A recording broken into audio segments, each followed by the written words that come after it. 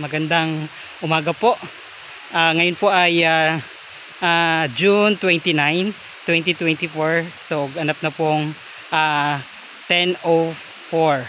So umalis po kami doon sa registration po doon sa Phenol Farm ng 9:18 ng umaga.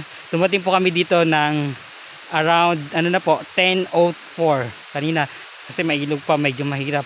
Lalo ngayon tag-ulan ay ang daan talaga ay dito maputik, kaya yung motor na ipasok din naman namin, kaso lang nandun sa tabing ilog. Okay po, atin po tunghayan ang Aruyan Falls dito po sa bahagi na po siya ng Sablayan Phenol Farm dito po sa Occidental Mindoro.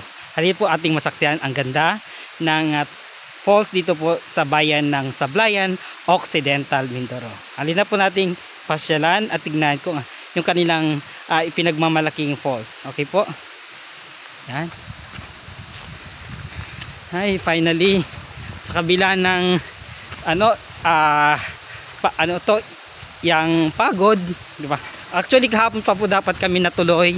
Kaso hindi sila ang limit lang po ay from 7 to 11. Kailangan po pasok na. Ayun yung policy nila din. Around around 2 PM dapat ay nakababa na. Ito na po yung kanilang entrance. Aruyan po yan. Mga cottages po yan. Yan po. Yan po ating titignan. Ganda. Napaka relaxing ang tubig. Super lamig dito ngayon. Thank you po.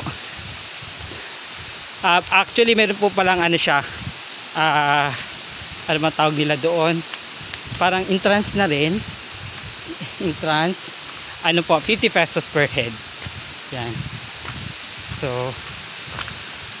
ito na po yung yan, saglit lang po. So, saglit lang ang atin yung pong matutunghayan. Yan po, mamaya po itutuloy natin. Yan po yun sa taas atin pong itutuloy, no? Saglit lang po ha. Pause for a break.